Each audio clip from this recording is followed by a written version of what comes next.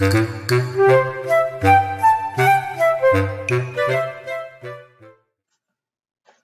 everyone. This is the more difficult craft. It's called we call it a dragon egg, or you can call it an Easter egg, dragon egg, whichever one you want to do. And the instructions for it will be inside the packet. It's a little difficult to do. That's why we said about maybe the older children would like this, because it's very long and tedious to do. But it comes out really cool looking, and it will actually come out with something that looks something like this.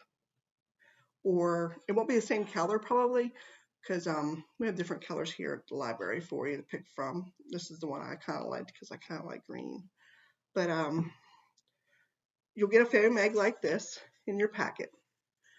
The foam egg's not very big, and you'll get thumbtacks. You'll get a pack of thumbtacks. There's about 300 thumbtacks. Probably going to need about close to 200 of them. And you also get fingernail polish. You'll need to pick out one of the fingernail polishes we have here at the library to take home with you.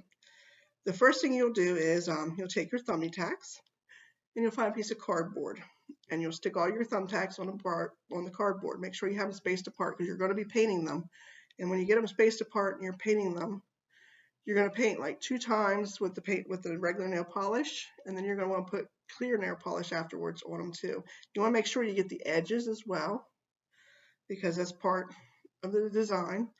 And when they're dry and they're finished, you can take your thumbtacks and you can start with your egg. You're going to start with the big bottom first, and you're going to put the very first tack on the bottom, and you'll work from there, and you want to overlap them. And you'll see the instructions. It'll show you how to work with that. And it's a tedious thing because it takes a long time for you to paint the actual thumbtacks, and then it takes even a little bit longer to put them in to your egg. That's why I said this is made for person with a little bit more patience.